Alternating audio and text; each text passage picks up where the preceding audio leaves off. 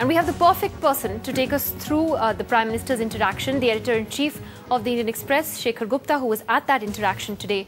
You wrote a rather scathing piece only days ago about UPA2. You actually said that UPA2 is behaving like a lame duck government as if it was in its last days of power. Did something today in your interaction with the Prime Minister change your mind? Well, you know, people like us have acquired a thick skin in this city, so we don't change our minds so quickly. But I would say that these are good early signs. You can see an awakening, you can see a new assertiveness.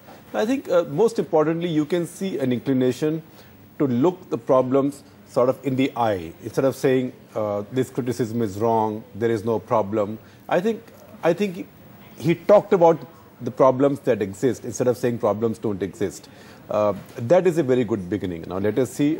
He has to deliver on this, and Mrs. Gandhi has to deliver on this, because you know this government is that kind of an arrangement. When he says, now if you look at the specifics, when he talks about I can't tell my cabinet colleagues to shut up, and this is not a sign of drift if there are differing views, do you agree with that, or does admitting that in a sense mean that you're admitting a weakness?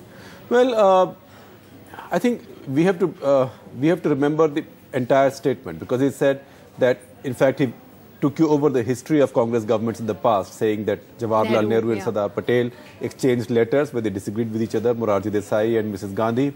And then he also mentioned that Young Turks, some younger MPs, actually set up a group that did not agree with Mrs. Gandhi.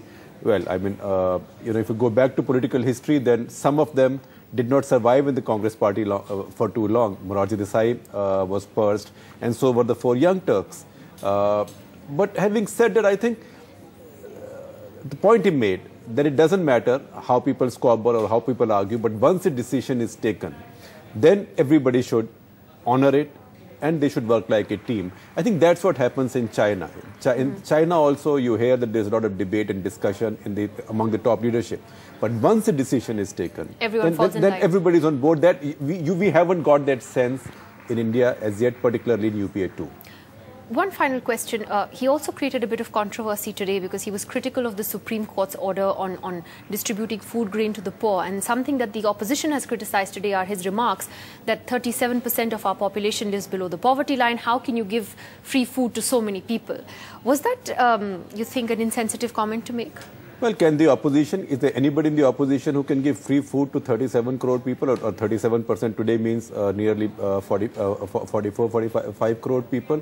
I think there is a little bit of a tension developing between the Supreme Court and the government on this issue, and I think there is some element of pique showing there, because Sharad Pawar said this is advice or suggestion. The Supreme Court got angry and said it's an order.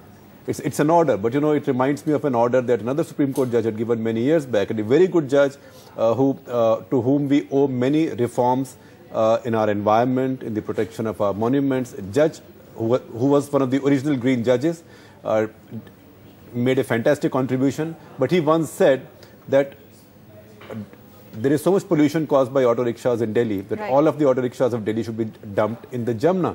Now, you cannot carry out those orders, although, in my more facetious moments, I would say, all right, dump all the auto rickshaws in the Jamna.